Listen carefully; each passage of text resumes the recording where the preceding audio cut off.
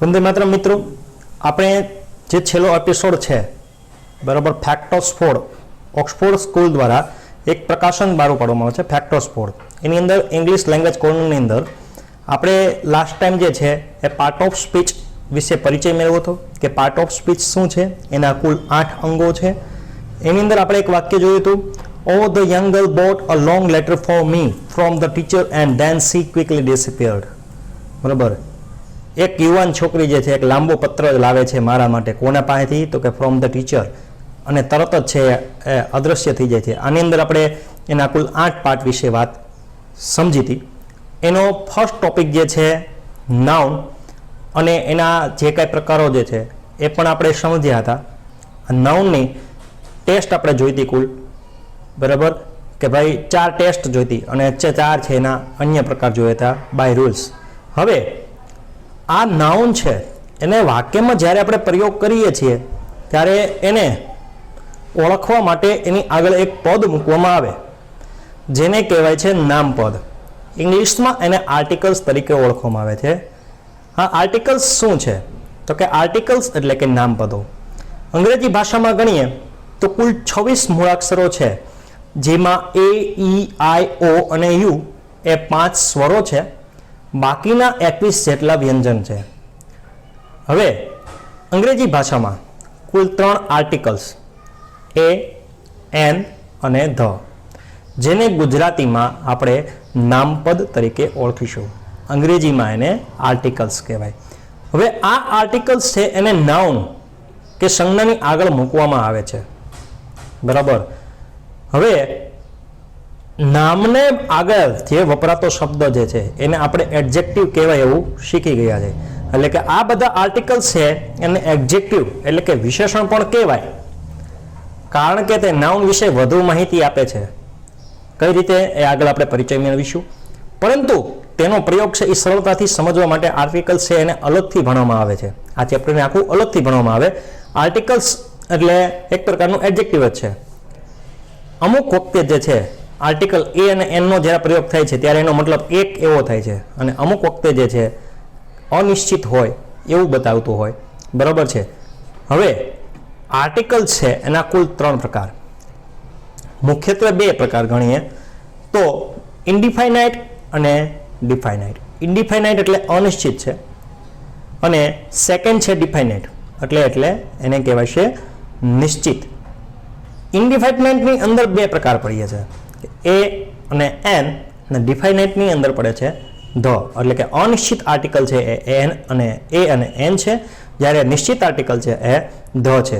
તો આને અનિશ્ચિત શા માટે કીધું અને નિશ્ચિત શા માટે કીધા એને સમજવા માટે પહેલા આપણે એના કેટલાક રૂલ્સ છે એ જોઈ જઈએ.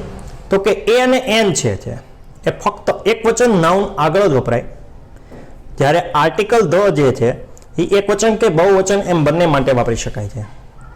હવે ક્યારે એ વાપરવું અને ક્યારે એન વાપરવું એના માટે પહેલાં જોઈ લઈએ, કારણ કે ઇનડિફાઇનાઇટ આર્ટિકલ જે છે એની અંદર 2 આર્ટિકલ, એક તો અનિશ્ચિત છે એ અને એક નિશ્ચિત છે એ. પણ એ બંનેનો પ્રયોગ એને ક્યારે વાપરવું અને એન ક્યારે વાપરવું, તો એના માટે આપણે ફર્સ્ટ નિયમ જોઈએ. તો કે નાઉનના ઉચ્ચારણની શરૂઆત આપણે જે કાંઈ નામ એટલે સ્પેલિંગ બોલીએ છીએ, બરાબર, એનું ઉચ્ચારણ એટલે આપણે જે ભાષામાં બોલતા હોય એ પ્રમાણેના અક્ષર પ્રમાણે. દાખલા તરીકે ગુજરાતી ભાષાની અંદર વાત કરીએ તો ક, ખ, ગ, ઘ, ચ, છ આવો કક્કો આપણે જે બોલીએ છીએ, બરાબર, એવા ગુજરાતી વ્યંજન અથવા તો ધ્વનિથી શરૂઆત થાય તો આપણે આર્ટિકલ એ વાપરવાનો છે. અને અ, આ, ઈ જેવા સ્વરથી ઉચ્ચારણ જો થતું હોય તો આર્ટિકલ એન વાપરવાનો છે. નીચે તમને ઉદાહરણ આપેલું છે, બરાબર. એક્ઝામ્પલ જુઓ, એ યુરોપિયન, અ યુરોપિયન. અહીંયા સ્પેલિંગ ઈ થી શરૂ થાય છે, બરાબર. બાળકોને ઘણી વખત એના લેવલ પ્રમાણે એવું શીખવામાં આવે કે પહેલો અક્ષર એ, ઈ, આઈ, ઓ, યુ દેખાય એટલે આર્ટિકલ એન આવે, પરંતુ આ વાત તદ્દન ખોટી છે. યાદ રાખજો મિત્રો, આર્ટિકલ એ અને એન જે છે એ નક્કી હંમેશા એના ઉચ્ચારણ દ્વારા જ કરવાનું છે, બરાબર. આપણે જ્યારે ઉચ્ચારણ કરીએ ત્યારે ગુજરાતી કક્કા મુજબ, બરાબર, ક, ખ, ગ થી શરૂ થાય છે ઉચ્ચારણ કે અ, આ, ઈ થી ચાલુ થાય છે, એ જ આપણે નક્કી કરવાનું રહેશે, બરાબર. તો અહીંયા જુઓ પેલું ઉદાહરણ અયુરોપિયન, ઈથી સ્પેલિંગ ભલે શરૂ થાય પણ એને અયુરોપિયનમાં યુ જુઓ ય આવ્યો ય, તો ય માટે શું વપરાય છે તો કે વ્યંજનથી ઉચ્ચારણ થયું એટલે આર્ટિકલ ત્યાં મેં એ વાપરેલો છે. પછી એન અવર બરાબર, એચ છે એ સાયલેન્ટ છે, અહીંયા એચ બોલાતો જ નથી, અવર બરાબર, અથી ઉચ્ચારણ શરૂ થયું સ્વરમાં છે એટલે આર્ટિકલ એન વાપર્યો. પછી એક સુપર ઉદાહરણ આપ્યું છે જુઓ, એમએ સ્ટુડન્ટ, એમએ એટલે માસ્ટર ઓફ આર્ટ્સ નો સ્નાતક હોય છે બરાબર, માસ્ટર ઓફ આર્ટમાં અનુસ્નાતક હોય એવો કોઈ વિદ્યાર્થી છે, એમએ સ્ટુડન્ટ, એમએ નો વિદ્યાર્થી, એમએ ડિગ્રી ધરાવતો વિદ્યાર્થી, તો એમાં આર્ટિકલ એમથી શરૂ થાય છે, એમ એટલે એમાં એ જો આવ્યો તો એ શું છે તો કે સ્વર છે એટલે આર્ટિકલ એન વાપરો. હવે એને જે ઓળખવા માટે મેં અલગ અલગ કલર વાપરેલા છે, તમને જે છે સ્કાય બ્લુ કલર વાપરેલો છે, તમે એના ઉપર નજર કરજો બરાબર. ત્યાર પછીના ઉદાહરણની અંદર જુઓ, એનું એ જ ઉદાહરણ પણ જ્યારે હું આખું લખું છું, એમએનું ફૂલ ફોર્મ થાય છે માસ્ટર ઓફ આર્ટ્સ બરાબર, master of arts, a master of arts student, master of આર્ટ્સનો વિદ્યાર્થી બરાબર. એવું જ્યારે કીધું ત્યારે મથી ઉચ્ચારણ શરૂ થયું, માસ્ટરનો પેલિંગ મેથ એમથી શરૂ થાય છે અને એનું ઉચ્ચારણ પણ મથી શરૂ થાય છે વ્યંજનથી એટલે આર્ટિકલ એ વાપર્યો. તો આ રીતે આપણે યાદ રાખશું કે જ્યારે કોઈ પણ નાઉન જે છે એક વચન હોવું જરૂરી છે, પ્લસમાં એની આગળ એ કે એન ક્યારે વાપરીશું તો કે જો વ્યંજનથી ઉચ્ચારણ થતું હોય તો આર્ટિકલ એ વાપરવાનું છે અને સ્વરથી ઉચ્ચારણ થતું હોય તો આર્ટિકલ એન વાપરવાનો છે. હવે ધ માટે શું છે તો કે ધ છે એ એકવચન કે બહુવચન એમ બંને માટે વાપરી શકાય છે બરાબર, બંને પ્રકાર માટે વાપરી શકાય, એવું નહીં કે એક જ વચન માટે વાપરી શકાય. હવે નાઉન આગળ જ્યારે છે એક પ્રકારના નાઉન, એકવચન કે બહુવચન પ્રકારના નાઉન છે એની આગળ એ વપરાય. નાઉનના ઉચ્ચારણની શરૂઆત જો ક ખ ગ થી થતી હોય, ક ખ ગ જેવા ધ્વનિથી શરૂ થતી હોય તો એને ધ બોલવાનું છે. બહુ જ સરસ મજાની વાત છે, ધ્યાન રાખજો. ઘણી વખત ઉચ્ચારણ જે છે એ ધ થતું હોય ને ઘણી વખત ઉચ્ચારણ ધી થતું હોય, આપને મનમાં એવો શંકો થાય કે ભાઈ અહીંયા ધ અહીંયા ધી, એવું શા માટે? જ્યારે આપણે ફિલ્મોની અંદર જોતા હોય તો ધી એન્ડ એવું લખેલું આવે બરાબર, ધી એન્ડ, અને એનું જ હોય તો ધ હીરો, ફિલ્મનું નામ જોઈએ તો ધ હીરો, અને અંતમાં જે જ્યારે ફિલ્મ બતાવે ત્યારે ધી એન્ડ, તો આવું શા માટે? તો ક ખ ગ જેવા ગુજરાતી વ્યંજન અથવા તો ધ્વનિથી ઉચ્ચારણ થાય તો ધ બોલવાનું છે. આ ઈથી જેવા સ્પેલિંગ સ્વરથી ગુજરાતી સ્વરથી જો સ્પેલિંગ થતું શરૂ થતો હોય તો ધી વાપરવાનું છે. અહીંયા કઈ રીતે બોલાય છે એના માટેના કેટલાક ઉદાહરણ છે એ તમને અહીંયા આપણે ડિસ્પ્લે કર્યા છે. પેલું ઉદાહરણ જુઓ, ધ પેન, પથી ઉચ્ચારણ શરૂ થયું, પ વ્યંજન છે એટલે ધ બોલાણું. ધ એન્ડ એટલે ધી વપરાણું બરાબર, એન્ડથી શરૂ થયું એટલે ધી બોલ્યો બરાબર. The earth, the earth, the world. હવે એક વસ્તુ યાદ રાખજો કે આપણે જો મેજોરિટી ધ બોલીએ છીએ તો આપણે એમાં કોઈ વાંધો નથી, સામેવાળો વ્યક્તિ સમજી જ જાય છે શું કહેવા માંગે છે, પરંતુ ઉચ્ચારણ જે છે આ રીતે વ્યવહારની અંદર જ્યારે લખતી વખતે જે છે આ રીતે થતું હોય કે ધ અને ધી, બોલતી વખતે કદાચ ધ બોલાઈ જાય છે તો એ માઇનોર પ્રોબ્લેમ છે, પણ શક્ય બને તો આપણે એ સુધારવા પ્રયત્ન કરવો જોઈએ. હવે ત્યાર પછી જે છે આ આર્ટિકલ એ એન જે છે એને નિશ્ચિત કીધું કે અનિશ્ચિત કીધું, એ કયા આધારે કીધું છે એ સમજવા માટેનું એક સરસ મજાનું ઉદાહરણ હું અહીંયા રજૂ કરું છું બરાબર. દાખલા તરીકે હું એમ કહું કે પપ્પા દરવાજા પર એક છોકરો છે જે તમારી સાથે વાત કરવા ઈચ્છે છે. પપ્પા દરવાજા ઉપર એક છોકરો છે જે તમારી સાથે વાત કરવા ઈચ્છે છે. હવે અહીંયા વાતને સમજો, મેં પપ્પાને કીધું પપ્પા દરવાજા ઉપર એક છોકરો છે. એક છોકરો છે, કોણ છે એને હું ઓળખતો નથી, કદાચ પપ્પાને કદાચ મળવા આવવાનો હોય એ વાત અલગ છે, પણ એને હું ઓળખતો નથી એટલે અહીંયા એ અસ્પષ્ટ થાય છે. એક છોકરો છે, એક જ છોકરો આવ્યો છે પણ કોણ છે એને હું ઓળખતો નથી, અસ્પષ્ટ થયું એટલે આર્ટિકલ જે છે અહીંયા આપણે એ કે એનનો પ્રયોગ કરવાનો થાય પણ અહીંયા એક છોકરો, એનો મતલબ એક છોકરો એટલે વન બોય, એટલે વન માટે આપણે ક્યારેક છે આર્ટિકલ એ કે એન વાપરી શકીએ છીએ. હવે બોય છે, બ થી ઉચ્ચારણ શરૂ થાય છે, બ થી ઉચ્ચારણ, એટલે શું આવશે તો કે આર્ટિકલ એ. બરાબર, એટલે મેં અહીંયા આર્ટિકલ એ લગાડીશ.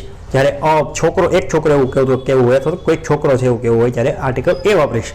હવે વાક્યમાં છોકરો તેના વિશે જાણતો નહોતો એ સ્પષ્ટ થાય છે. આમ નાઉન માટે અનિશ્ચિતતા જોવા મળી તમને આ વાક્યની અંદર. બરાબર, હવે આ વાક્યને ઇંગ્લિશમાં લખીશ તો કઈ રીતે લખીશ? Dad, there is a boy who wants to talk with you at the door. પપ્પા, દરવાજા પર એક અથવા કોઈ છોકરો છે કે જે તમારી સાથે વાત કરવા ઈચ્છે છે. હવે અહીંયા એક અને કોઈક એ શબ્દમાં હું એક થોડોક એવો ફેરફાર કરું છું. બાજુના વાક્યમાં જો, પપ્પા, દરવાજા પર એ છોકરો આવ્યો છે જે તમારી સાથે વાત કરવા ઈચ્છતો હતો. જો આપણે વાત કરી દીધું, પપ્પા એ છોકરો આવી ગયો છે કે જે તમને યારે વાત કરવા ઈચ્છતો હતો, એટલે પપ્પાએ આપણે પહેલાથી કહી દીધું છે ભાઈ એક છોકરો આવશે દરવાજા ઉપર, ત્યારે તું દરવાજો ખોલજે, એ આ ભાઈ હશે. બરાબર, એટલે ત્યારે આપણે શું કહીએ છીએ કે પપ્પા, દરવાજા પર એ છોકરો આવ્યો છે જે તમારી સાથે વાત કરવા ઈચ્છતો હતો. આ વાક્યમાં છોકરો એના વિશે જાણતો હતો એવું સ્પષ્ટ થાય છે. આમ નાઉન માટે નિશ્ચિતતા જોવા મળે છે. બરાબર, અહીંયા નિશ્ચિતતા જોવા મળી. બાજુના વાક્યમાં આપણે કોણ હતું એ જાણતા નહોતા, ત્યારે અનિશ્ચિતતા એટલે આર્ટિકલ એ કે એન આપણે ચૂઝ કરવાનું છે. જ્યારે અહીંયા એ વસ્તુ જે છે એ નિશ્ચિત થઈ ગઈ છે, આપણે છોકરાને વિષયથી પહેલેથી જ પરિચય મેળવી લીધેલો છે પપ્પા પાસેથી, એટલે આર્ટિકલ એને માટે ધ વપરાશે. તો એનું ઇંગ્લિશમાં વાક્ય કઈ રીતે બનશે? Dad, there is the boy who wanted to talk with you at the door. પપ્પા, દરવાજા ઉપર એ છોકરો આવ્યો છે જે તમારી સાથે વાત કરવા ઈચ્છતો હતો. બરાબર, તો આ હતું એક ઉદાહરણ કે જેની અંદર આપણે જોયું કે નિશ્ચિતતા અને અનિશ્ચિતતા કઈ રીતે નક્કી થાય છે. એવું જ બીજું ઉદાહરણ તમે જુઓ, અહીંયા તમને ડિસ્પ્લે થઈ છે એક ઓરડો છે. ઓરડાની અંદર બે બારીઓ છે અને એક દરવાજો છે. તે જોતા તમને બરોબર રીતે સ્પષ્ટ થતું છે. હવે માની લો કે તમે આ ઓરડાની અંદર બેઠા છો અને તો એ વાત નિશ્ચિત થઈ ગઈ કે તમે આ ઓરડાની અંદર બેઠા છો, એ વાત શું થઈ ગઈ? નિશ્ચિત થઈ ગઈ. હવે તમે કોઈકને ઓર્ડર આ પ્રમાણે આપો તો એનો અર્થ છે આ રીતે નીકળે. દાખલા તરીકે હું એમ બોલું, દરવાજો ખોલો, તો દરવાજો તો એક જ છે અને એ પણ શું છે? નિશ્ચિત છે. તો હું વાક્ય આ રીતે બોલીશ, open the door, open the door. બરાબર, પરંતુ હું એમ બોલું કે બારી ખોલો, એક બારી ખોલો, આવું જ્યારે હું બોલું, એક બારી ખોલો, બારી તો ખોલવાની કીધી પણ ફક્ત એક જ બારી. જ્યારે આવું હું કહું છું ત્યારે બારીઓ તો બે છે, તો આપણે અનિશ્ચિતતા થશે કે આમાં ડાબી સાઈડની કરું કે જમણી સાઈડની કરું, કઈક બારી ખોલો. બરાબર, તો આવું જ્યારે છે આપણે વ્યક્તિએ શું ઓર્ડર આપ્યો? ઓપન અ વિન્ડો, એક બારી ખોલો. બરાબર, તો અહીંયા અનિશ્ચિતતા જોવા મળે એટલે આર્ટિકલ એ વપરાય છે. બરાબર, કારણ કે અહીંયા એ ઓપન અ વિન્ડો જ્યારે એવું કીધું ત્યારે બેમાંથી કોઈ એક જ બારી ખોલવી એવું નિશ્ચિત કહ્યું. ટૂંકમાં એમાં એમ નથી કીધું કે બે બારી ખોલો, એક જ બારી ખોલો એવું નહીં, એવું આપણે નિશ્ચિત કર્યું. પણ જ્યારે સામેવાળો વ્યક્તિ જે છે એ વિચારે કે ભાઈ હું કઈ બારી ખોલીશ, એ અનિશ્ચિત થાય છે, એટલે આર્ટિકલ એ વપરાણું. હવે અને એક જ બારી ખોલવા માટે કીધું છે એટલે પણ આર્ટિકલ એ વપરાણું. હવે જોઈએ ઓપન ધ વિન્ડોઝ. હું જ્યારે એમ કહું ઓપન ધ વિન્ડોઝ તો બે બારીઓ છે, આ રૂમની અંદર બે જ બારીઓ છે, એ નિશ્ચિત છે, એટલે બારીઓ ખોલો એવું મેં કીધું એટલે બે બારી ખુલશે. પણ જ્યારે હું એવું કહીશ ઓપન ધ વિન્ડો, એક બારી ખોલો, એટલે અહીંયા તો બે બારી છે, તો કઈ ખોલવી એ નિશ્ચિત થતું નથી. એટલે આ સમજાઈ ગયું છે કે આર્ટિકલ એ અને એન નો પ્રયોગ શું છે અને ધનો પ્રયોગ શું છે. જ્યારે નિશ્ચિતતા આવે છે ત્યારે આર્ટિકલ ધ આવશે, પણ જ્યારે નિશ્ચિતતા નથી ત્યારે આર્ટિકલ જે છે એ કે એન વાપરવાનો થશે. પરંતુ એ પણ ક્યારે? એ પણ આપણે ખાસ યાદ રાખવું, એ અને એન ફક્ત એક વચન માટે વપરાય છે, જ્યારે આર્ટિકલ ધ જે છે એ બહુવચન માટે વપરાય છે. તો મિત્રો, આ હતો આર્ટિકલ્સનો પ્રાથમિક પરિચય. આવો હવે તેના નિયમો સાથે થોડુંક વધુ પરિચિત થઈએ, થોડાક એના બીજા કેટલાક નિયમો છે એ પણ જોઈએ. આનો પ્રાથમિક પરિચય હતો જે આપણે પેજની અંદર બતાવ્યો હતો. હવે આર્ટિકલ્સ, એમાં પહેલા હું ઇનડિફાઇનેટની વાત કરું છું, એ અને એન, અનિશ્ચિત આર્ટિકલની વાત. ક્યારે વાપરવાનો હતો એ આપણે કીધું કે જો ઉચ્ચારણ છે, જે નાઉન આપણે લીધું છે એ એકવચનમાં હોય અને એનું ઉચ્ચારણ જે છે એ ક ખ ગ જેવા ગુજરાતી વ્યંજનથી શરૂ થાય તો આર્ટિકલ એ વાપરીશું, અને જો અ આ ઈ જેવા ગુજરાતી સ્વરથી થાય શરૂઆત તો આપણે આર્ટિકલ એનનો પ્રયોગ કરશું. અહીંયા આગળ જે ઉદાહરણ લીધા હતા એ સિવાયના બીજા અન્ય કેટલાક ઉદાહરણો લીધા છે તેનાથી અલગ અહીંયા તમે નજર કરી શકો છો. પહેલો સ્પેલિંગ યુનિફોર્મ, જથી ઉચ્ચારણ શરૂ થયું એટલે આર્ટિકલ આપણે એ વાપર્યું. બીજો સ્પેલિંગ ઓનેસ્ટ, જ્યાં એચ સાયલેન્ટ છે, ઓનેસ્ટ, અથી ઉચ્ચારણ શરૂ થયું, સ્વર છે, આર્ટિકલ એન વાપર્યું. ઓનર, હોનર, બરાબર. તો બે રીતે સ્પેલિંગ લખાય છે, એક બાજુમાં તમને યુએસ બતાવ્યું છે અને એક બતાવ્યું છે યુકે, બરાબર. તો આ બે રીતે સ્પેલિંગ લખી શકાય છે, પણ બોલાય તો એને ઓનર, બરાબર, ઓથી ઉચ્ચારણ ચાલુ થયું એટલે આર્ટિકલ વપરાણો એમ. હવે MLA જેને આપણે ધારાસભ્ય કહેવાય છે, અને ધારાસભ્ય એટલે વિધાનસભાના સભ્ય હોય ને ધારાસભ્ય કહેવાય. તો MLA સ્પેલિંગ એમ થી ચાલુ થાય છે, અંગ્રેજી પ્રમાણે વ્યંજન છે, પણ જો એનું ઉચ્ચારણ જે જો છે એ જોવાનું છે આપણે.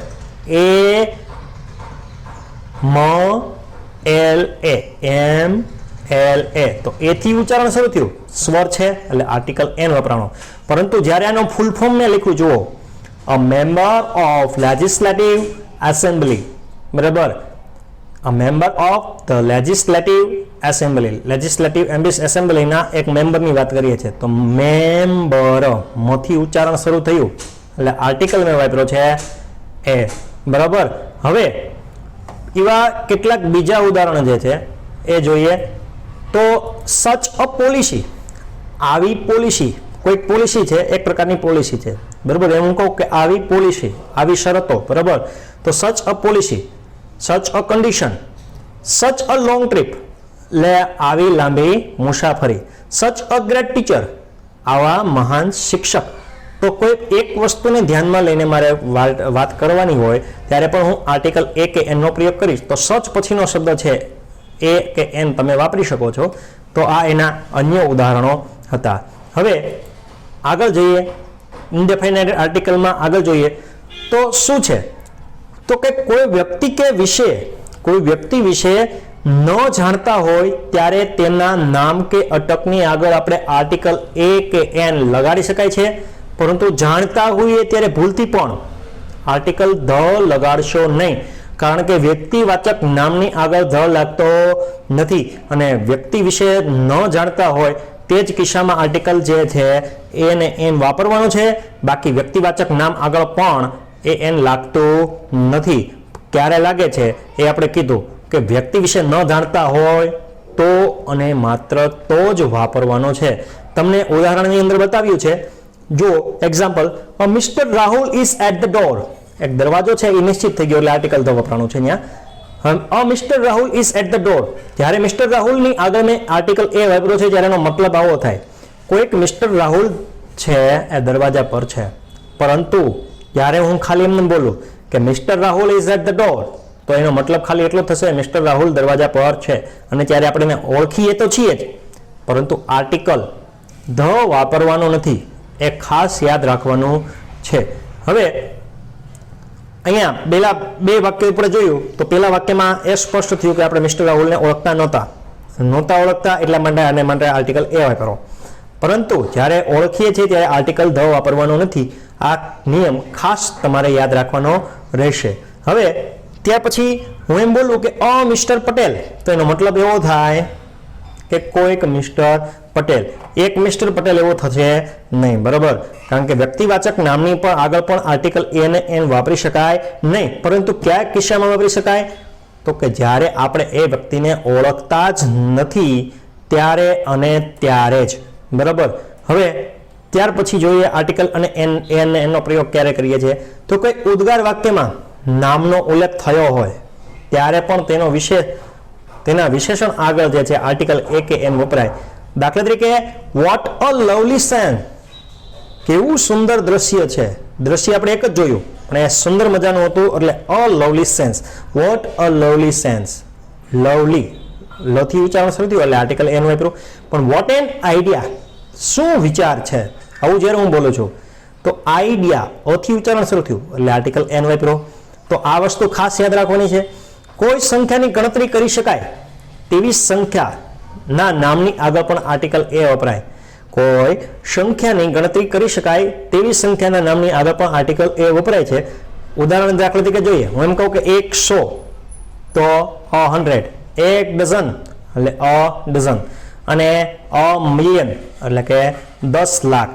1 મિલિયન જે છે એમાં એકની પાછળ છે કેટલા શૂન્ય આવે? 6 શૂન્ય આવે. એ આંતરરાષ્ટ્રીય પદ્ધતિ જે છે લખવાની, બરાબર. ભારતીય પદ્ધતિમાં આ જે છે એને 10 લાખ કહેવાય અને આંતરરાષ્ટ્રીય પદ્ધતિમાં છે એને 1 મિલિયન કહેવાશે, બરાબર. હવે ત્યાર પછીની સ્લાઇડ પર જોઈએ તો કોઈ પણ વસ્તુની કિંમત, ઝડપ અથવા માપ દર્શાવવા માટે પણ આર્ટિકલ એનો ઉપયોગ થાય છે. એ કે એનનો ઉપયોગ થાય છે, બરાબર. અહીંયા એ કે એન એ દરેક, બરાબર. આપણે એવરી એવું જ્યારે કેવું છે, પ્રત્યેક એવું કેવું છે, સિંગલ એટલે કે એક માત્ર એવું જ્યારે કેવું છે, અને એની એટલે કોઈ પણના અર્થમાં વપરાય છે. કઈ રીતે એના એક એક ઉદાહરણ અહીંયા બતાવેલા છે, તમે જોઈ શકો છો. ધીસ ક્લોથ કોસ્ટ 4 રૂપી અ મીટર.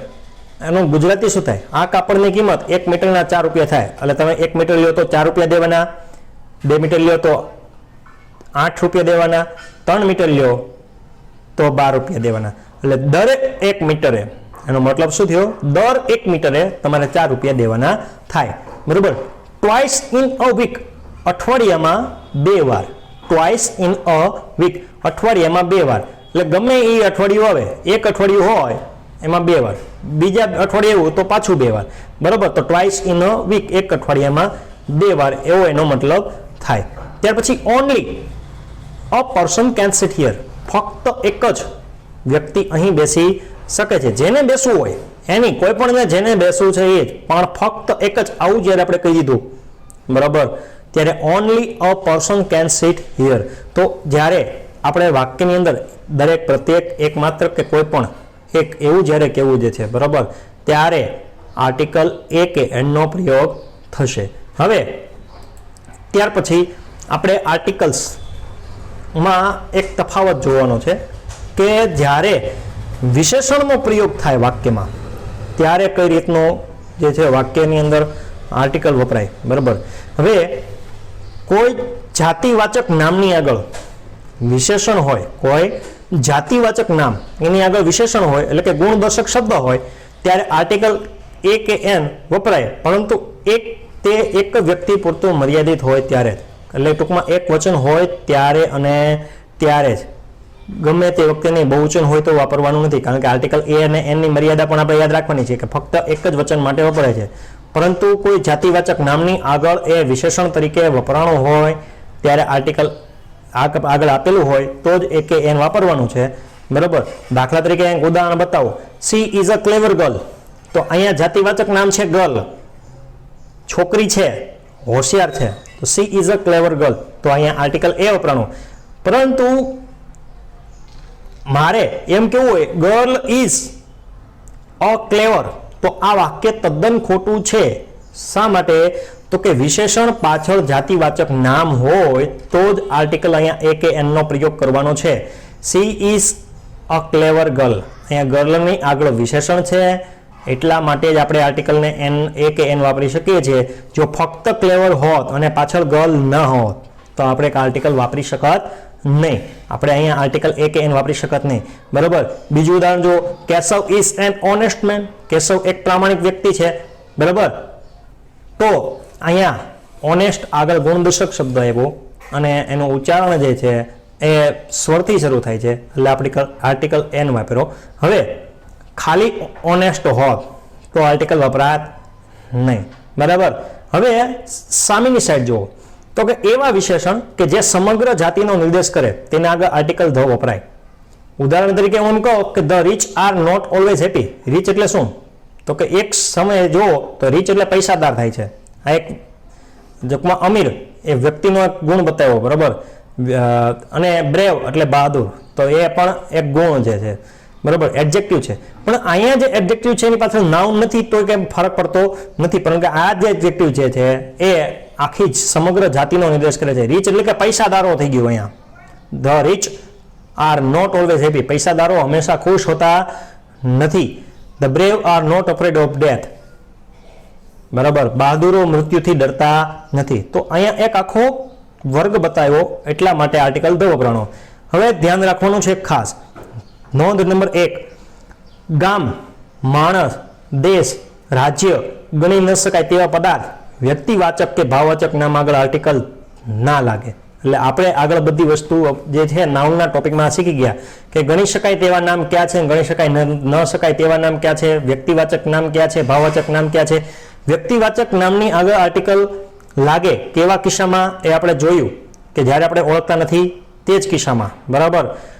તો પરંતુ જો કોઈ ચોક્કસ વ્યક્તિ કે સ્થળની વાત હોય તો આર્ટિકલ ધ છે તમે લગાવી શકો છો. અહીંયા તમને કેટલાક ઉદાહરણ આપ્યા છે. અ ગોલ્ડ ઇઝ પ્રિસિયસ મેટલ. તો આ વાક્ય ખોટું છે. શા માટે? કારણ કે ગોલ્ડ એ ગણી શકાય એવું નામ નથી, બરાબર, કાઉન્ટેબલ નામ નથી. કાઉન્ટેબલ હોય તો જ આર્ટિકલ એ અને એન નો પ્રયોગ થાય, અને એ પણ એક વચન હોવું જરૂરી છે.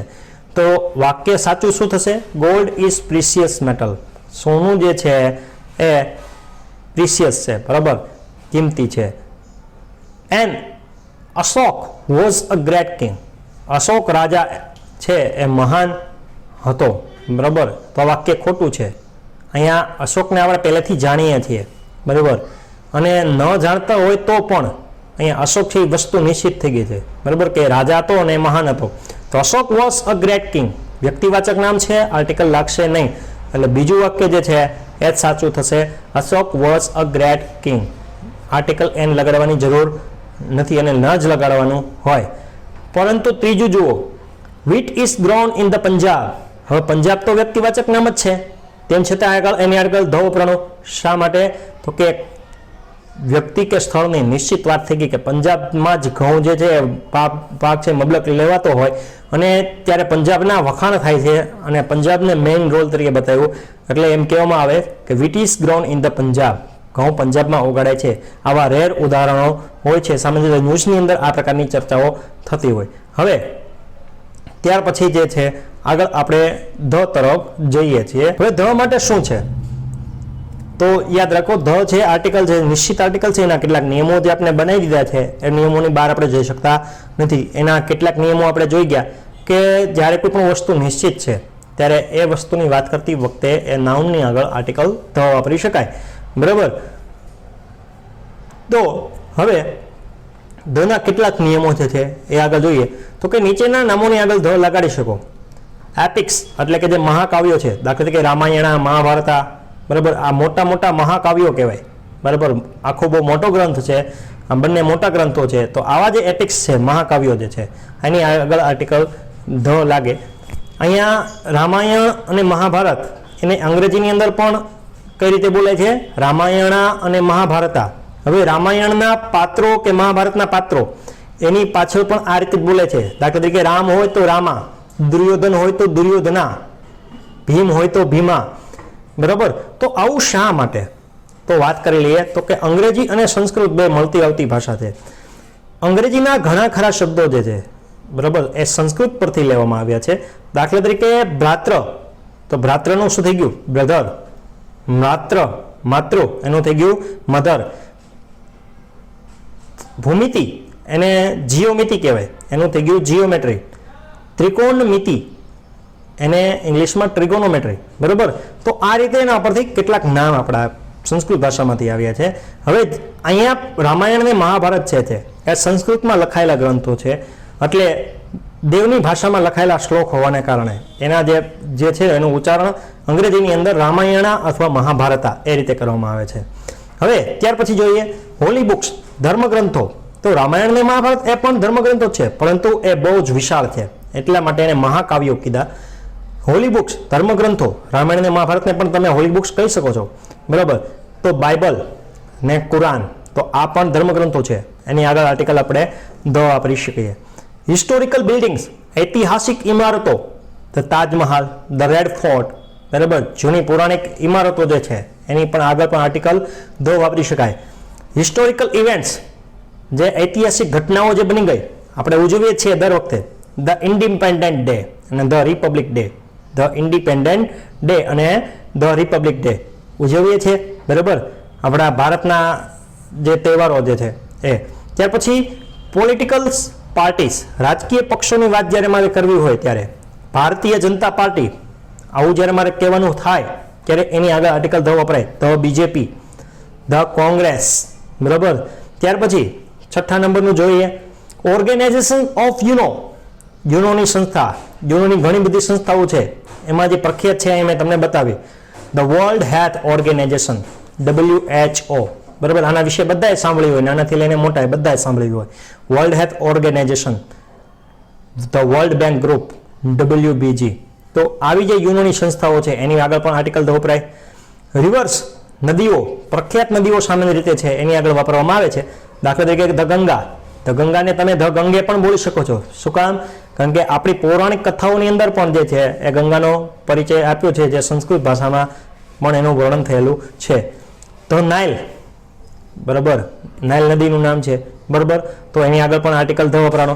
માઉન્ટેન્સ, પર્વતો જ્યારે બોલવું છે, Alps, the Himalaya, the mount Abu. તો આ બધાની આગળ પણ આર્ટિકલ ધ વાપરી શકાય. ઓશન્સ, સાગરો કે મહાસાગરોની વાત કરીએ, the red C, the Pacific ocean, the Hind મહાસાગર, બરાબર. તો જ્યારે મહાસાગરોની વાત કરવી હોય કે સાગરોની વાત કરવી હોય ત્યારે પણ એની આગળ આર્ટિકલ ધ વપરાય છે. ડેઝર્ટ અથવા ડિઝર્ટ એટલે રણ પ્રદેશ, તો the Sahara, the great Sandy. તો બરાબર, આ પ્રખ્યાત રણો છે. તો પ્રખ્યાત રણો અહીંયા મને તમને બધા બબે ત્રણ ઉદાહરણ બતાવેલા છે, તો એ આપણે યાદ રાખવાના છે. અને આ સિવાય પણ તમે જે છે એ તમારી રીતે ગૂગલ કરી શકો છો. ત્યાર પછી 11 નંબરનું જોઈએ, કેનાલ્સ, મોટી નહેરો જે છે, the Suez canal, the Panama canal, બરાબર. તો કેનાલના નામ જે છે એની આગળ પણ આર્ટિકલ ધ વાપરી શકાય. વેલી એટલે ખીણ પ્રદેશ, the silent valley, the Shenandoah valley, the Shenandoah valley, બરાબર. તો જે ખીણ પ્રદેશ છે એની આગળ પણ વાપરી શકાય. ગલ્ફ્સ, અખાતો, the Persian gulf, the gulf of Mexico. તો અખાતોની આગળ પણ આર્ટિકલ ધ વાપરી શકાય. રિલિજિયસ ગ્રુપ, ધાર્મિક સમુદાયો, દાખલા તરીકે હિન્દુ, મુસ્લિમ, શીખ, ઈસાઈ. તો આ બધા જે છે એની આગળ પણ આર્ટિકલ ધ વાપરી શકાય. The હિન્દુઝ, the Muslims, the Christians, બરાબર. તો રિલિજિયસ ગ્રુપ, ધાર્મિક સમુદાયો જે છે એની આગળ પણ આર્ટિકલ ધ વાપરી શકાય. આર્મ્ડ ફોર્સ, સૈન્ય દળો જે છે, દાખલા તરીકે the navy, the air force, the Indian army. જ્યારે આપણે આવું કહીએ છીએ ત્યારે જે સૈન્ય દળોની વાત કરીએ, ધ અમેરિકન આર્મી, બરાબર, the Indian army, the air force, the navy. તો સૈન્ય દળોના નામ જે છે એની આગળ પણ આર્ટિકલ ધ વપરાય. પછી નેશનાલિટીઝ, રાષ્ટ્રીયતા બતાવી છે. તો દાખલા તરીકે કેવું કે જે ભારતીયો છે, રશિયનો જે છે, પાકિસ્તાનીઓ છે, તો ઇન્ડિયન્સ, ધ રશિયન્સ, ધ પાકિસ્તાની, બરાબર. તો રાષ્ટ્રીયતા બતાવવા માટે પણ આર્ટિકલ ધનો પ્રયોગ થાય. ન્યૂઝપેપર, વર્તમાનપત્રોની વાત કરીએ, પ્રખ્યાત છાપાઓ જે છે ઇંગ્લિશની અંદર જે આવતા હોય છે એની આગળ લખેલો હોય છે article. The times of India, the નવ ભારત ટાઈમ્સ, બરાબર. ત્યાર પછી પ્રખ્યાત છાપાઓ જે છે એની આપણે વાત જોઈ કે ન્યૂઝ વર્તમાનપત્રો. હવે ત્યાર પછી રેલગાડીઓ, trains, the Sarvodaya express, the Sabarmati express, એના ઉદાહરણો લીધા મેં. શિપ્સ, વહાણો, આપણે ખબર છે, ધ ટાઇટેનિક, ધ બિજલી, બરાબર. આ બે પ્રખ્યાત વહાણો છે.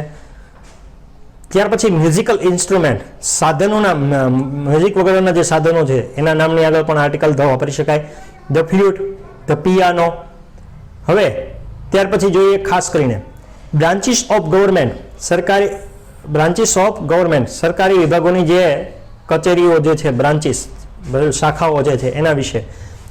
ઉદાહરણ તરીકે ધ જ્યુડિશરી એટલે કે ન્યાયતંત્રની વાત કરીએ, ધ જ્યુડિશરી સરકારી વિભાગોની અંદર આવે. ધ લેજિસ્લેટિવ, આપણે જોયું MLA નું ઉદાહરણ, બરાબર, ધારાસભ્ય, વિધાનસભાની અંડરમાં આવે એટલે ધ લેજિસ્લેટિવ મેમ્બર. તો ધ લેજિસ્લેટિવ એટલે વિધાનસભા, એમાં આર્ટિકલ ધ વપરાનો તો જોજો. MLA ના ફૂલ ફોર્મની અંદર જોઈ લેજો. ધ એક્ઝિક્યુટિવ એટલે કારોબારી, બરાબર, કારોબારી ન્યાયતંત્ર જે છે, બરાબર. તો એ ગવર્મેન્ટની શાખાઓ છે, તો એના બધા જે એના શાખાઓ છે એની આગળ આર્ટિકલ ધ વપરાય. પછી ડિઝાઇગ્નેશન ઓફ પર્સન, વ્યક્તિના જે કાંઈ હોદ્દાઓ જે છે એની આગળ આર્ટિકલ ધ વાપરી શકાય. The chairman, the director, chairman એટલે કે અધ્યક્ષ અને ડિરેક્ટર એટલે નિયામક, નિર્દેશક કે સંચાલક. હવે ત્યાર પછીનું જોઈએ યુનિવર્સલ અથવા યુનિક ઓબ્જેક્ટ, સનાતન અથવા અજોડ વસ્તુઓ જે છે આની આગળ પણ આર્ટિકલ જે છે ધ વાપરી શકાય.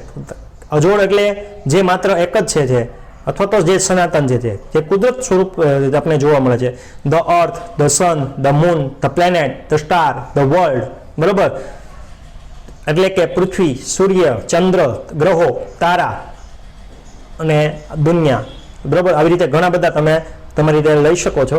અહીંયા મેં કેટલાક ઉદાહરણ બતાવ્યા છે. ત્યાર પછી જોઈએ ઓર્ડિનલ નંબર એટલે ક્રમવાચક સંખ્યા. મારે એમ કેવું હોય પહેલું ધ ફર્સ્ટ, બીજું ધ સેકન્ડ, ત્રીજું ધ થર્ડ, છેલ્લું ધ લાસ્ટ. ત્યાર પછી ડિરેક્શન, દિશાઓ બતાવી છે. ધ ઈસ્ટ પૂર્વ, ધ વેસ્ટ પશ્ચિમ, ધ સાઉથ દક્ષિણ, ધ નોર્થ ઉત્તર, ધ ટોપ સૌથી ઉપર, બરાબર, ધ બોટમ સૌથી નીચેનો ભાગ, ધ ઇક્વેટર વિષુવવૃત્ત જે આપણી લાઈન જે છે, બરાબર, ગરમીનું પ્રમાણ વિષુવવૃત્ત ઉપર સૌથી વધારે જોવા મળે, બરાબર. ધ ઇક્વેટર વિષુવવૃત્ત, ધ સેન્ટર એટલે એકદમ વચ્ચે, અથવા ધ સેન્ટર ના સ્પેલિંગ બે રીતે લખી શકાય છે, CENTRE અથવા CENTER, અને ધ મિડલ એટલે વચ્ચે. પછી આપણે જ્યારે એમ કોઈ વસ્તુની વાત કરીએ કે સૌથી ઊંચું, સૌથી નીચું, સૌથી લાંબુ, સૌથી ટૂંકું, બરાબર, તો આવી જ્યારે આપણે કોઈ વસ્તુની વાત કરીએ છીએ એટલે શ્રેષ્ઠતા દર્શાવે છે. તો શ્રેષ્ઠતા વાચક વિશેષણ આગળની જે છે એને આપણે સુપરલેટિવ્સ ડિગ્રી કહેવાય. શ્રેષ્ઠતા વાચક વિશેષણ જે વાક્યની અંદર વપરાય એને સુપરલેટિવ ડિગ્રીનો ઉપયોગ થયો કહેવાય. અને આવી રીતે જ્યારે સુપરલેટિવ ડિગ્રીનું વાક્ય હોય ત્યારે એની અંદર એડજેક્ટિવની આગળ જે છે એ આપણે આર્ટિકલ ધ વાપરીએ. દાખલા તરીકે ધ ટોલેસ્ટ સૌથી ઊંચું, એવું જ્યારે કેવું હોય ત્યારે ધ ટોલેસ્ટ. સૌથી નાનું ધ સ્મોલેસ્ટ. અને cow is the most useful animal, cow is the most useful animal, cow ગાય જે સૌથી ઉપયોગી પ્રાણી છે, તો ધ મોસ્ટ, બરાબર, એવું જ્યારે મેં વાપર્યું ત્યારે આર્ટિકલ એની આગળ જે ધ વાપર્યો. પછી ડબલ કમ્પેરેટિવ ડિગ્રીઝ છે એટલે સાપેક્ષ તુલના કરતી વખતે બે વખત ધ વપરાય. બે વખત જ્યારે આપણે એકની એક વસ્તુની જ્યારે બે વખત તુલના કરવાની થાય ત્યારે જે છે આર્ટિકલ ધનો પ્રયોગ થાય. The more you read, the more you read, the more you understand. જેટલું તમે વધુ વાંચશો તેટલું વધુ સમજાશે. અહીંયા મોર જે છે એ એડજેક્ટિવ બતાવે છે, બરાબર, બંનેની અંદર ક્વોન્ટિટીનું એડજેક્ટિવ છે. ધ સુનર ધ બેટર એ પણ એડજેક્ટિવનું સેકન્ડ ફોર્મ છે, બરાબર, ER પ્રતિથી લાગેલું છે. અને મોર છે એ શબ્દની આગળ લાગેલ છે. હવે અહીંયા ધ સુનર ધ બેટર, જેટલું વહેલું તેટલું વધુ સારું, બરાબર. તો જેટલું તેટલું જ્યારે આવું વાક્યની અંદર આવે છે ત્યારે વિશેષણ જે છે એની આગળ આર્ટિકલ ધ લાગશે. ત્યાર પછી 24મા નંબરનું જોઈએ કોઈ જાતિ કે પ્રજાતિઓના બહુચનના નામની આગળ આર્ટિકલ ધ વાપરાય. દાખલા તરીકે હું એમ કહું કે ભારતીયો, આપણે આગળ જોઈ ગયા ઉદાહરણ, તેમ છતાં પણ લઈ લઈએ, બરાબર. ધ ઇન્ડિયન્સ એટલે ભારતીયો. પણ એમ કેવું કે બ્રાહ્મણોનો સમૂહ તો ધ બ્રાહ્મિન્સ, બરાબર, તો ધ બ્રાહ્મિન. તો એ જાતિનું જે સૂચન કર્યું ત્યારે પણ હું આર્ટિકલ ધ વાપરી શકું છું.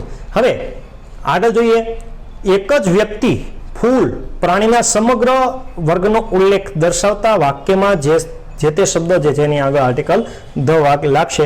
તો એક એવું વાક્ય કે જેની અંદર આખા વર્ગનો ઉલ્લેખ થતો હોય. ઉદાહરણ તરીકે જો તમને બતાવ્યું છે the rose is a symbol of love, ગુલાબ એ પ્રેમનું પ્રતીક છે. ગુલાબ એ પ્રેમનું પ્રતીક છે. એટલે ગુલાબ એટલે કયું ગુલાબ? તો કે જે આપણે ફૂલ સૂંઘીએ છીએ એ જ ગુલાબ, બરાબર. હવે એ તમારી વાડીનું હોય, મારી વાડીનું હોય કે બીજા કોઈ પણ જગ્યાએથી લઈ આવીએ તો ગુલાબ એટલે બધા જ ગુલાબ એ પ્રેમનું પ્રતીક કહેવાય છે, બરાબર. The rose is a symbol of લવ, આખા ગુલાબના વર્ગને આવરી લીધો, બરાબર. સમગ્ર ફૂલ જાતિમાં જે ગુલાબ જાતિ જે છે એને પ્રેમનું પ્રતીક ગણવામાં આવ્યું. ત્યાર પછી the dog is faithful animal, કૂતરો કોઈ પણ હોય વિશ્વાસુ પ્રાણી છે. The rich are not always happy, આ ઉદાહરણ આપણે લીધું કે પૈસાદારો હંમેશા ખુશ હોતા નથી. એટલે પૈસાદાર જેટલા હોય એટલા બધાને અહીંયા વાત કરી છે, બરોબર. એ કાયમ માટે ખુશ હોતા નથી. પૈસાદાર જેટલા લઈ લો, બરોબર, એ કોઈ હંમેશા માટે ખુશ હોતા નથી. તો બધા પૈસાદારને લાગુ પડે છે, કોઈ એક પૈસાદારને નહીં. The brave are not afraid of death. બહાદુરો મૃત્યુથી ડરતા નથી. તો આ તમામ બહાદુરોને લાગુ પડે છે. There are 213 bones in the human body. માનવ શરીરમાં 213 હાડકા હોય છે. અહીંયા કોઈ પણ માનવ શરીરની વાત કરી, બરાબર, એટલે હ્યુમન બોડીની વાત કરી. તો કોઈ પણ માનવ શરીર એટલે એની આગળ જે આપણે જોયું હ્યુમન બોડી, તો એની આગળ આર્ટિકલ ધ વાપરેલું છે.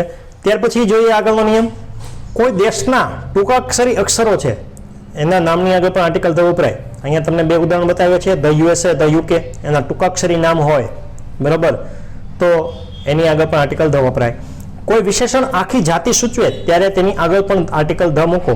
દાખલા તરીકે હું કહું ધ બ્લાઇન્ડ, અહીંયા જો વિશેષણ છે, બ્લાઇન્ડ એટલે આંધળા હો એવો એટલો મતલબ થાય. ધ બ્લેક એટલે કાળિયા લોકો, જે આફ્રિકાના, જે આપણે ખબર છે ગાંધીજી વાળી વાર્તા, ધ બ્લેક કાળિયાઓ. ધ નીડી જેવા લોકોને જરૂરિયાતી છે તેવા લોકો, બરાબર, જેને જરૂરિયાત છે જેવા લોકો, તો ધ નીડી. ત્યાર પછી આપણે જોઈએ શરીરના અવયવો જે છે એની પહેલા પણ આર્ટિકલ ધ લાગે છે. He was wounded in the leg. તેને પગમાં ઈજા થઈ. હવે પગ જે છે એમાં પગ નિશ્ચિત કર્યો, બરાબર, પગમાં ઈજા થઈ, નિશ્ચિત કર્યો, એટલે આને આગળ પણ આર્ટિકલ ધ લાગે છે. He was wounded in the leg. ત્યાર પછી સરખામણી માટે વ્યક્તિવાચક નામની આગળ પણ આર્ટિકલ ધ લાગે. સેકન્ડ રૂલ્સ જોજો, આર્ટિકલ ધ આપણે કીધું હતું કે વ્યક્તિવાચક નામની આગળ લાગે નહીં, પરંતુ અહીંયા વ્યક્તિવાચક નામની આગળ કઈ રીતે લાગે છે એ જોજો. He is the newton of our country. તે અમારા દેશનો ન્યૂટન છે. ન્યૂટન તમને ખબર છે પ્રખ્યાત વૈજ્ઞાનિક છે, તો એવું એનો ભાર મૂકીને કહેવા માંગ્યું કે એ અમારા દેશનો ન્યૂટન છે. તો ન્યૂટનની સાથે સરખામણી થઈ એટલે આર્ટિકલ ધ લાગ્યો, બરાબર, પણ આવા કિસ્સામાં જ લગાડવાનો છે. ત્યાર પછી જોઈએ 30 નંબરનું. કોઈ એક વસ્તુ કે નામનો ઉપયોગ એકવાર થયો હોય. કોઈ એક વસ્તુ કે નામનો ઉપયોગ એકવાર થયો હોય અને ફરીથી તેનો ઉપયોગ કરીએ ત્યારે એની આગળ આર્ટિકલ ધ લાગે. ઉદાહરણ તરીકે એમ કહું છું કે this is pen, this is a pen. આ એક પેન છે. The pen is mine. એ મારી છે. પહેલા તો મેં એમ કીધું કે આ પેન મારી છે, આ પેન છે, મારી છે, બરાબર. આવું જ્યારે હું કહું છું તો એ જ પેન વિશે વાત બીજી વખતે જ્યારે કરી, તો પહેલી વખતે જ્યારે પેન એવું કીધું કે આ પેન મારી છે, પેન એક જ હતી એટલે આર્ટિકલ એ વપરાણું, બરાબર. હવે એ જ પેન પાસે હું કહું છું કે એ મારી છે, ત્યારે બીજી વખતે જ્યારે પેન વપરાણું ત્યારે આર્ટિકલ ધ વાપર્યો. ત્યાર પછી જુઓ બીજું ઉદાહરણ. There is an elephant. ત્યાં એક હાથી હતો, બરાબર, ત્યાં એક હાથી છે, તે ખૂબ જાડો છે. આવું જ્યારે મારે કહેવું છે. There is an elephant. ત્યાં એક હાથી છે. The elephant is too fat. અને જાથી જે છે એ ખૂબ જાડો છે, બરાબર. તો આવું જ્યારે મેં કહ્યું ત્યારે પણ શું વપરાણું, તો કે આર્ટિકલ જે આ પહેલી વખત જ્યારે વાપર્યું ત્યારે એન વાપર્યું, અને બીજી વખત જ્યારે હાથીની વાત કરી ત્યારે આર્ટિકલ ધ વાપર્યું. હવે જે લાસ્ટ નિયમ છે જે એના ઉપર જઈએ. હવે કોઈ પણ નિશ્ચિત શબ્દો કે વસ્તુના નામની આગળ પણ આર્ટિકલ ધ વપરાય. તો ઉદાહરણ જોઈએ. We should help the blind. આપણે આંધળા લોકોને મદદ કરવી જોઈએ. આપણે આંધળા લોકોને મદદ કરવી જોઈએ. જો અહીંયા એક વસ્તુ જોઈએ કે મદદ તો કરવી કોને, તો કે આંધળાને. તો બ્લાઇન્ડ શબ્દ આગળ મેં આર્ટિકલ ધ વાપર્યો કે આંધળાઓને, આંધળાઓના વર્ગને લીધો, તો અહીંયા આર્ટિકલ ધ વાપર્યો. This is the boy who is clever. આ એ છોકરો છે, એટલે કે આના વિશે પહેલા આપણે કંઈક ચર્ચા કરતા હતા, બરાબર. ક્યારેક કવિ ચર્ચા કરીએ છીએ કે છોકરો હોશિયાર છે, બરાબર. This is the boy who is clever. આ એ હોશિયાર છોકરો છે જેની હું વાત કરતો હતો. આગળ પાછળનું વાક્ય આવું હોઈ શકે. This is the boy who is clever. આ એ છોકરો છે. એ છોકરાની આપણે ભવિષ્યમાં ભૂતકાળમાં ક્યારેક વાત કરી હતી, બરાબર, ત્યારે એ છોકરો કોણ, તો this is the boy who is clever. આ એ હોશિયાર છોકરો છે, આપણે એવું કહીએ છીએ. ત્યાર પછી એમ કહીએ where is the book that I give you. મેં તને બુક આપી હતી. એ બુક ક્યાં છે, તો બુક આપી હતી એ નિશ્ચિત થઈ ગયું, બરાબર. તો ઈ બુક ક્યાં છે, તે બુક ક્યાં છે એવું આપણે પૂછીએ છીએ. તો એના માટે પણ આર્ટિકલ અહીંયા જુઓ કે બુક આગળ ધ વપરાણો. The girl in pink dress is my sister. Pink ડ્રેસમાં છોકરી એ મારી બહેન છે. ધ ગર્લ, એક છોકરી ઊભી હતી એના નિશ્ચિત કરી દીધી કે ભાઈ એ જ છોકરી કે જે પિંક ડ્રેસમાં ઊભી છે એ મારી બહેન છે. તો અહીંયા તમે જોયું કે કોઈ પણ નિશ્ચિત શબ્દો કે વસ્તુના નામની આગળ આપણે શું કર્યું? આર્ટિકલ ધ વપરાણો. આમ આર્ટિકલ એ અને એન એ અનિશ્ચિત આર્ટિકલ છે અને આર્ટિકલ ધ છે એ નિશ્ચિત આર્ટિકલ છે. આ તમામે તમામ ટોપિકને આપણે કવર કર્યા, બરાબર. અને આ જે ટોપિક જે છે એ સ્પર્ધાત્મક પરીક્ષાની દ્રષ્ટિએ ખૂબ જ ઉપયોગી છે. તો બરાબર જે છે આને યોગ્ય રીતે પુનરાવર્તન કરો. એવું લાગે તો અહીંયા દરેક સ્લાઇડ જે છે એના ફોટો જે છે એના સ્ક્રીનશોટ તમે લઈ અને તમારી બુકમાં તમે નોંધી શકો છો. તો અહીંયા આપણે આ ટોપિક પૂર્ણ કરીએ છીએ. હવે પછી નેક્સ્ટ મંથમાં નવા ટોપિક પર ચર્ચા કરીશું. જય હિન્દ, જય ભારત.